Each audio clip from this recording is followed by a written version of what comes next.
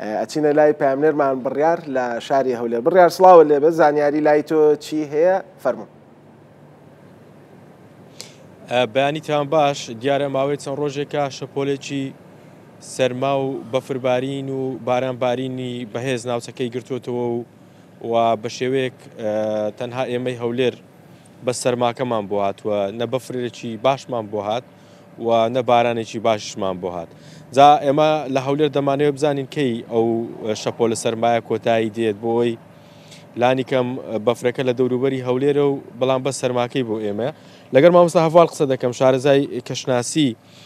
مامۆستا سڵاوت لێبێ، پێمان بڵێ کەی ئەو شەپۆلە بەفر و باران و سەرمایە لە هەرێمی کوردستان کۆتایی دێت؟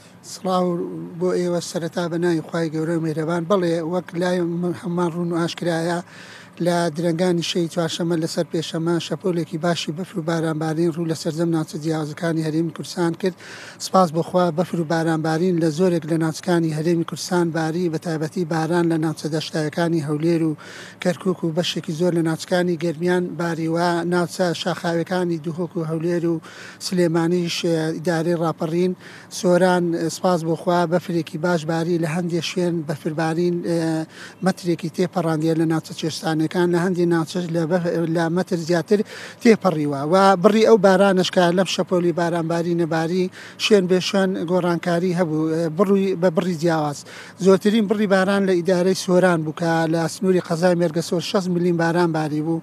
لە سنووری پارێزگای دووهۆک لە ناوچەکانی دینارتە و زاوێتە لە حدودی تقریبا 54 میلین باران باری. لە سنووری پارێزگای سلێمانیش بارانی باش باری، بەڵام بۆ ناوچە شاخاویەکان ناوچە چێشتانەکان زیاتر بەفری لەگەڵا بوو. لە قۆناغی یەکەم زیاتر باران بوو، بەڵام لە قۆناغی دووەم چڕبوونەوەکان زیاتر لە شێوەی بەفر بوون و ئەمڕۆژ ئەم شەپۆلە حالیان کۆتایی پێ هاتووە.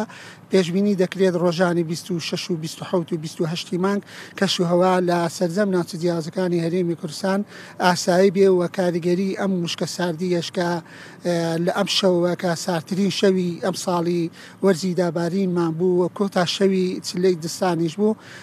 پلەکانی گەرما هەتا کۆتایی ئەم هەفتەیە تا پێنجشەممە شەوان لە ژێر سفری سیلێزیەوە دەبێ وەک دیاردەی شەختەش دروستە بێ.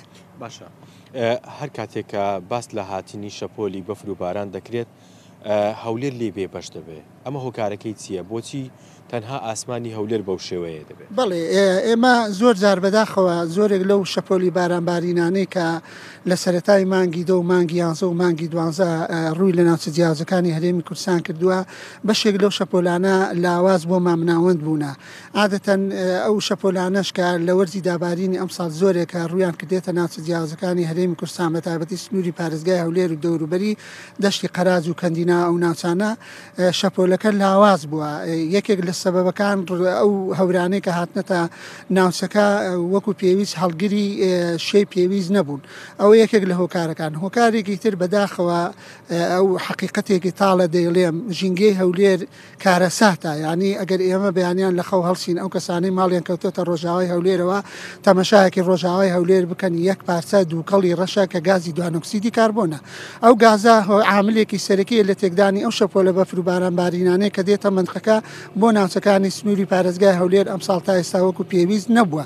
چکە گازی دوانۆکسیدی کاربۆن کە دەچێتە بەرگە هەوای هەولێرەوە کاریگەری زۆری هەیە لەسەر تێکدانی ئەو شەپۆلی بارانبارینانەی کە دێتە سنووری پارێزگای هەولێر. بە کورتی پێم بڵێ مەترسی وشکە ساڵی هەیە یاخود کۆتایی هاتووە؟ مەترسی وشکە ساڵی ئەلحەمدولیلا سپاس بخوای گەورە ئەم بارانەی لە 11 لەگەڵ ئەم بارانەی لە 19 مانگەوە ڕووی کردە ناوچە جیاوازەکانی هەرێمی کوردستان تا ڕادەیەکی باش مەترسی وشکە ساڵی ڕەواندۆتەوە، بەڵام هێشتا کەش هەرماوە. بەڵام پێشبینی دەکرێت بە جۆرەی گۆڕانکاریە کەشوهەوایەکان پێشبینی سەرەتایەکان پێشبینی دەکرێت لە سەرەتای مانگ لە نیوانی یەکی مانگ بۆ دوی مانگ دوو شەپۆلی بارانبارین بێ. شەپۆلی یەکەم هەرچەنە تا ئێستا لە سەرەتای هەفتەی داهاتوو دێت بەفر و بارانبارینێکی کەمی پێ بە لاوازی بە دیارکەوتووە، بەڵام پێشبینی دەکرێتن لە 5 مانگ بۆ 10 مانگ شەپۆلێکی بەهێزی سەرتاسەری بارانبارین ڕوو لە سەرجەم ناوچە جیاوازەکانی هەرێمی کوردستان کا لە ئەنجامی تێکەڵبوونی دوو نزمەپەستانی یەکەمیان سەرچاوەکانی